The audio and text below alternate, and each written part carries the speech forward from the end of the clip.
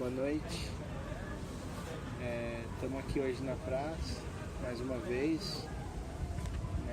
Depois de 2 anos, estamos aqui ainda, graças a Deus, e glorificamos o nome dele, porque ele tem colocado a gente aqui. E nós sabemos que não é em vão que ele tem nos colocado aqui.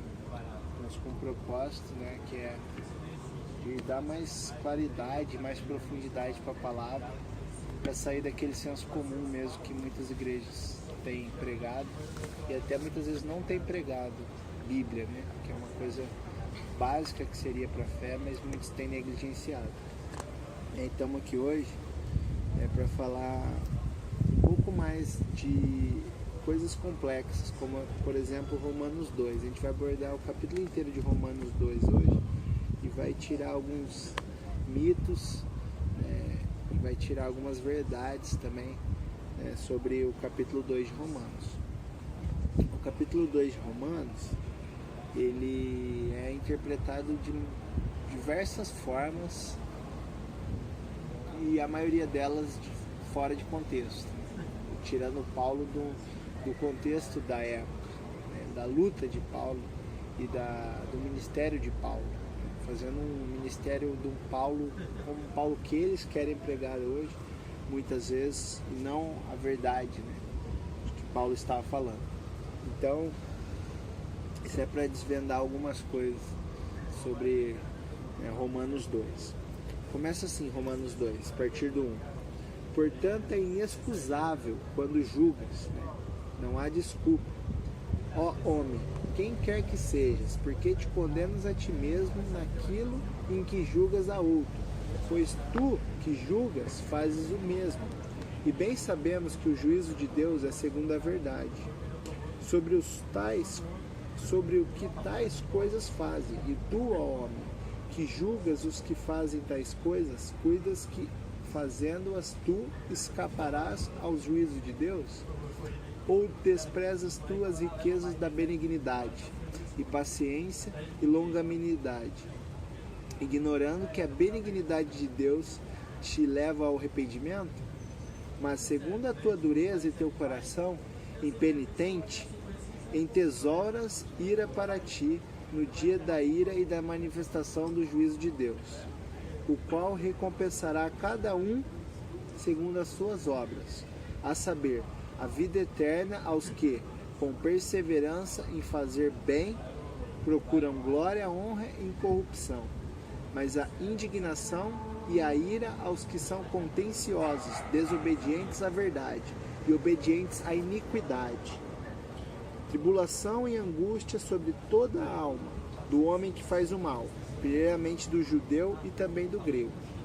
Vamos parar aqui primeiro no 8.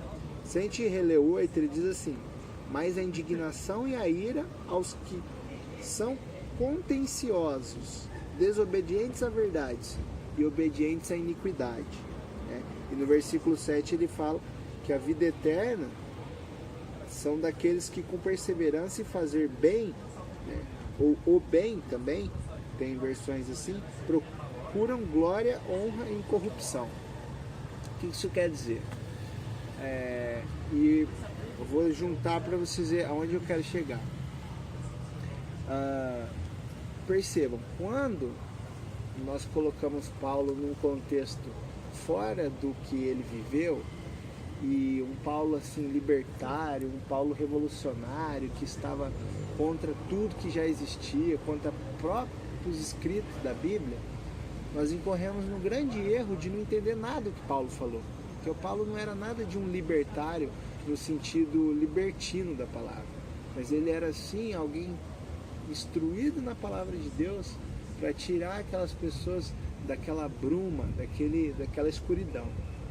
Então, quando Paulo fala de duas classes, e ele exorta muito bem, ele chama atenção muito bem, que as pessoas que estavam julgando, o que é julgar nesse contexto aqui? É dar o veredito sobre a vida de alguém.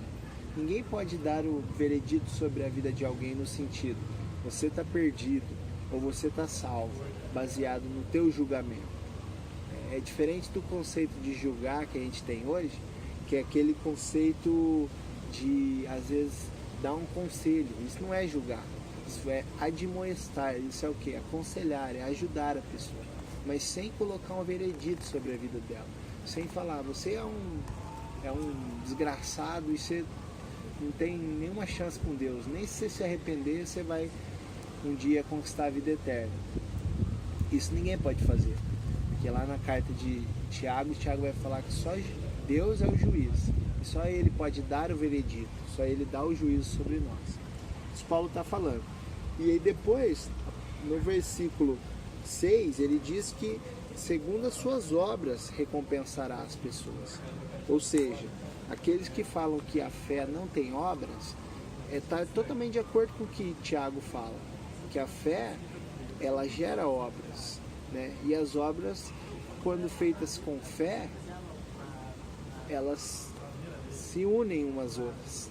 É a mesma coisa Paulo, ninguém vai ser julgado pelo abstrato da subjetividade da cabeça de Deus, mas pelas obras que demonstrou. E se as fez com fé para a glória de Deus, esse vai receber a vida eterna. Agora, se fez obras de maldade ou obras falsas em nome de Deus, esse vai receber o quê? Vai receber a ira do dia da ira de Deus, que é o dia do juízo, é o dia que Deus, Jesus vem para chamar os seus e repudiar os que não são seus. E olha o que é interessante, Paulo diz no versículo 8 que a ira é para aqueles que são contenciosos, desobedientes à verdade e obedientes à iniquidade. E quem são os desobedientes à verdade? O que é a verdade? A verdade, se você ler em Salmo 119, é a própria lei. Mas não a lei solta e sem alguém que personifica perfeitamente a lei, mas em Cristo. Porque quando vocês vão lá para Romanos 8:2, Paulo vai dizer, porque a lei do Espírito de vida em Cristo, ou seja, o em é o grego aqui, é dentro de Cristo, me livrou da lei do pecado e da morte. Qual que é a lei do pecado e da morte? A lei da nossa carne, que é a própria transgressão da lei, que é o que? O pecado, a iniquidade. E quem são os que vão receber a ira de Deus? Aqueles que são obedientes à iniquidade. Quando a gente pega lá o que é iniquidade, o que é pecado, em 1 João 3,4, ele vai dizer que pecado é transgressão da lei. E a palavra anomos, anomia, é o que? É a iniquidade, porque é o não lei, é o sem lei, é o contra a lei.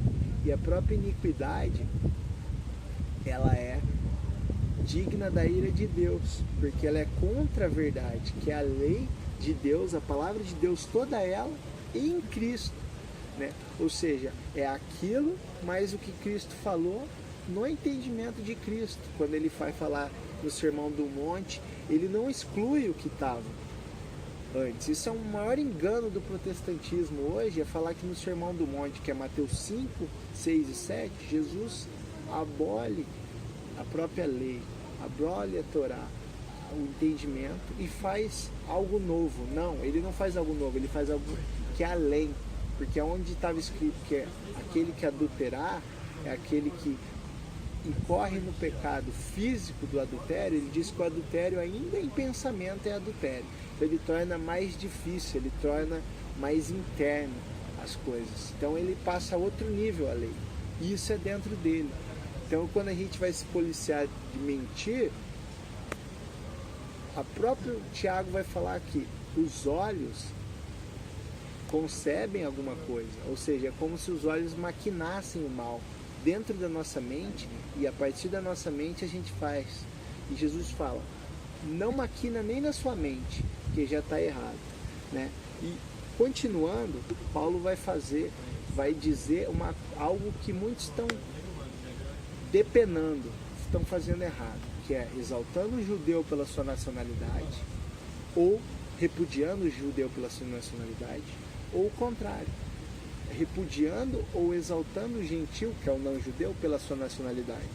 Eis o que Paulo tem para falar para eles, a partir do versículo 9. tribulação e angústia sobre toda a alma do homem que faz o mal, que é o mal, é o contrário do bem, é a transgressão, é a iniquidade, é o pecado, que é o contrário da lei. Primeiramente do judeu e também do grego. Por que primeiramente do judeu? Porque primeiro o judeu recebeu, depois o grego, o gentil. Que grego é sinônimo de gentil, ou seja, não judeu.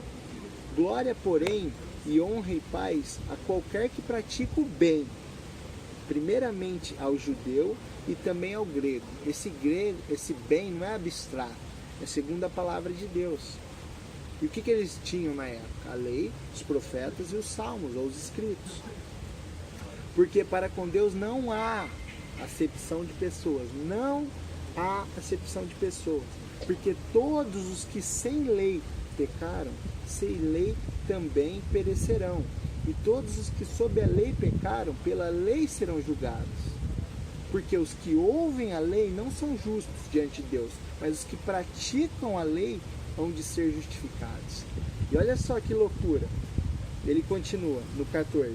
Porque quando os gentios que não têm lei fazem naturalmente as coisas que são da lei, não tendo eles lei para si mesmos, são lei, os quais mostram a obra da lei escrita em seus corações, testificando juntamente a sua consciência e os seus pensamentos, quer acusando-os, quer defendendo-os. Olha só que coisa poderosa, ele vai dizer que aqueles que pecaram sem lei, ou seja, muitos perguntam, mas e aquele fulano, aborígene, que morreu sem conhecer Jesus? Ele está perdido? Depende. Se ele praticou a lei, mesmo sem ter lei, mesmo sem conhecer a lei, ele amou o próximo, ele não adulterou, ele não deu falso testemunho, ele não mentiu, Paulo vai dizer o quê? Que ele se faz lei, porque quando os gentios, no 14 ele diz que não tem lei, fazem naturalmente as coisas que são da lei, porque a lei foi dada primeiro ao judeu, não tendo eles lei, para si mesmos são lei, ou seja, o próprio Espírito Santo age através daquele que não conhece a lei e não pratica porque não conhece. Mas ele vai dizer que os que praticam a lei, conhecendo ou não, esses são os que verdadeiramente testificam a obra da lei escrita. Isso é louco. E continua assim: no dia em que Deus há de julgar os segredos, no 16, dos homens, por Jesus Cristo, segundo o meu evangelho, eis que tu tens por sobrenome judeu, e repousas na lei, e te glorias em Deus, e sabes a sua vontade, e aprovas as coisas excelentes, segundo instruídos por lei, e confias que és guia dos cegos, luz dos que estão em trevas, instrutor dos nécios, mestre de criança, que tens a forma da ciência e da verdade na lei. Tu, pois, que ensinas ao outro, não te ensina a ti mesmo? Tu que pregas que não se deve furtar, furtas? Tu que dizes que não se deve adulterar, adulteras? Tu que abominas os ídolos, cometes sacrilégios? Tu que te gloria na lei, desonra a Deus pela transgressão da lei? Por quê? A transgressão da lei e o pecado. Porque, como está escrito, o nome de Deus é blasfemado entre os gentios por causa de vós, dos judeus. Ele estava falando aqui. Porque a circuncisão é, na verdade, proveitosa se tu guardares a lei. Mas se tu és transgressor da lei, a tua circuncisão se torna incircuncisão. Se, pois, a incircuncisão guardar os preceitos da lei, porventura a incircuncisão não será reputada como circuncisão? E a incircuncisão que por natureza o é, se cumpre a lei, não te julgará porventura a ti, que pela letra e circuncisão és transgressor da lei? Porque não é judeu o que o é exteriormente, nem é circuncisão a que o é exteriormente na carne, mas é judeu o que o é no interior, e circuncisão a que é do coração, no espírito, não na letra, cujo louvor não provém dos homens, mas de Deus. Isso é tão difícil de entender que onde eles erram, sobretudo porque não lê a Bíblia e não praticam em Cristo. Onde mais eles erram? porque não leem a Bíblia, não praticam em Cristo, e porque querem ir atrás dos corações enganosos, muitos, não estou dizendo todos, padres, pastores, bispos, líderes messiânicos e outros mais, que adoram a glória, adoram tudo que é contrário à lei, ou seja, que é transgressão, que é pecado, eles incorrem no grande erro de entender tudo errado, Paulo. Não digo todos, porque aqueles que mesmo sem lei alcançam a verdade de Deus. Ou seja, e por fim, Paulo diz que verdadeiramente aquele que diz que a circuncisão, aquele que se gloria de conhecer a lei, se não pratica da lei, ou o quê? Diz praticar a lei pela transgressão da lei, ou seja, pelo pecado. Ele até fala, se tu diz não furtas, mas furtas, se tu diz não adulteras, mas adulteras, se tu diz não aos ídolos e comete sacrilégio, ou seja, idolatria, você é um transgressor da lei. Se você é um transgressor da lei, você é um pecador. Então você não é um cumpridor. Porque ele diz lá no começo do capítulo, aqueles que são verdadeiramente não são os que ouvem, são os que praticam, como em consonância com Tiago. Vocês percebam que Paulo ele não estava contrário a Tiago, ele só dava uma ênfase maior a certas coisas, preceitos da lei, e Tiago a outros, mas eles tinham o mesmo entendimento.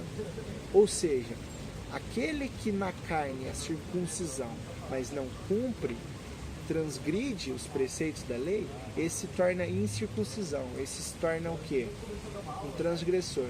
E aquele que é incircuncisão, porque não é judeu original, nascido ao 8º dia circuncisado, mas crê nos preceitos da lei e pratica a lei em Cristo, como ele fala em Romanos 8:2, esse é o quê? É verdadeiramente circuncisão, mas não na carne, no espírito, que não provém daquilo que é materializado, mas é aquilo que é maior e é espiritual. Ou seja, a gente está aqui com chuva hoje e Deus já sabe em tudo. Nós glorificamos o nome dele. Nós somos pecadores, cada um de nós. Por que eu estou falando isso? Para que muitos entendam que a partir do momento que a gente começar a entender Jesus e seus profetas, seus discípulos, entender que eles não foram contra a palavra de Deus e que eles seguiram a palavra de Deus por Cristo, em Cristo, para Cristo, a gente vai dar uma guinada e vai sair, mas tudo. Então eu vou ter que apedrejar as pessoas? Não, porque não era assim que era feito. Era julgado com testemunhas, com provas, com juízes anciãos, nos tribunais, nas portas das cidades. Isso é complexo, mas o que eu posso dizer é o seguinte: por que o mundo está tão miserável? Pouco mais de 7 bilhões que temos no mundo, 2 pelo menos bilhões dizem ser cristãos, ou seja, praticamente 30%, e o mundo continua tão terrível como é, porque verdadeiramente eles não têm praticado os preceitos de Cristo. Verdadeiramente têm criado dogmas e preceitos de homens que são contrários à palavra de Deus. Verdadeiramente eles têm pregado a prosperidade que não é a verdadeira, que é a prosperidade espiritual que Deus vem dar, não a material.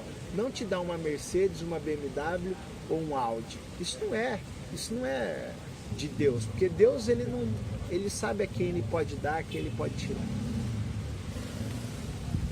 Aqueles que constroem templos em torno de fazer as pessoas de boba com a sua fé, e verdadeiramente eles são idólatras, adúlteros, adulterando bispo de igreja por aí protestante, adulterando com todas as mulheres de pastor e com secretária, pedofilia entre muitos por aí. E isso eu não estou falando que a igreja tal, todo mundo lá é maldito, miserável. Não, Deus sabe aqueles sinceros, entre os líderes, entre os fiéis, mas as placas são desse mundo, tudo acaba um dia.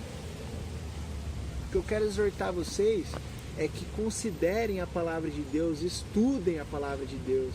Jesus vai voltar, gente. Queima em nosso coração estar aqui depois de um pouco mais de 2 anos,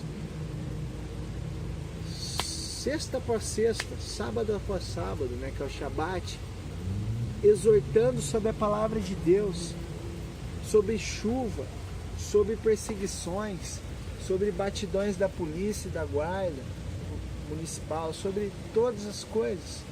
Não falando em nome de uma igreja, de uma placa, de uma doutrina de homens, de um dogma, mas segundo a palavra de Deus.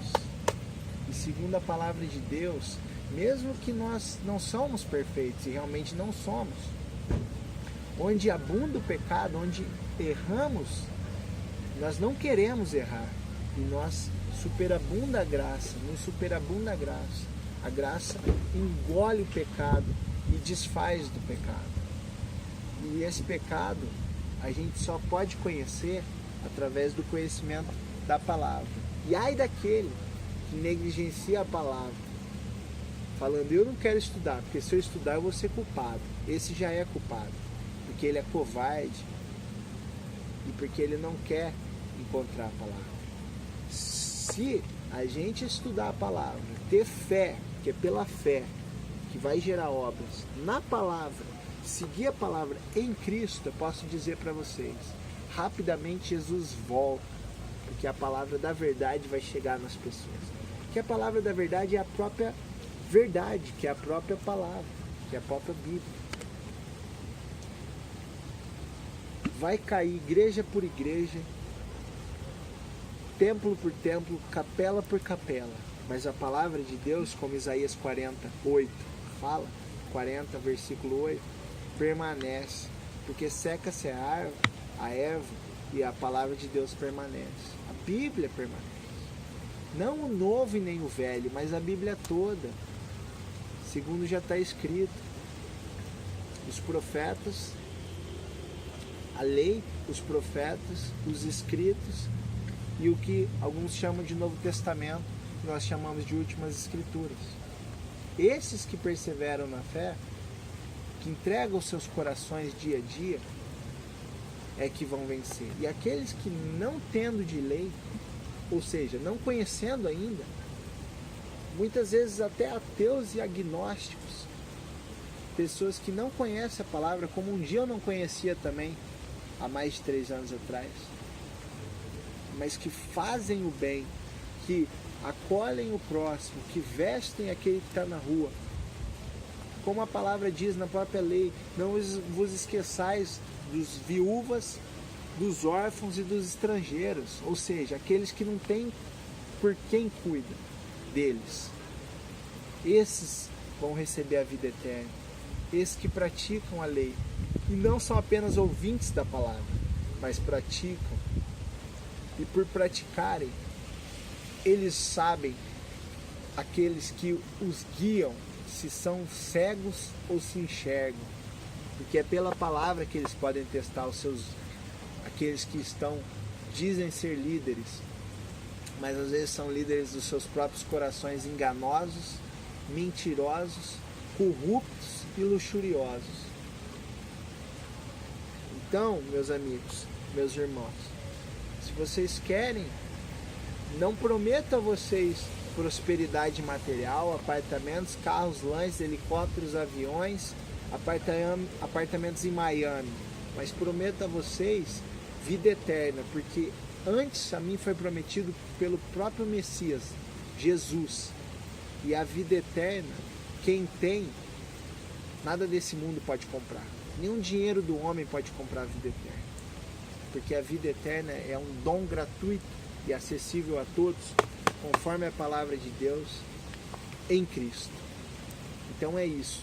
E aquele que não achar a verdade, está aqui, que é o dia que Jesus voltar para dar a vida eterna, esse pode ter tudo aqui, mas não vai ter a paz verdadeira, que é interior e começa aqui e se estende pela eternidade com Cristo.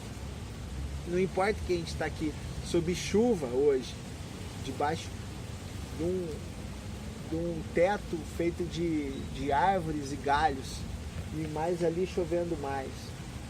Não importa, a gente não se faz de coitado por isso, mas o que importa é que a palavra está sendo pregada onde 2 ou 3 estão, Jesus está sendo glorificado. Que Ele tenha misericórdia de vocês, que Ele tenha misericórdia de nós.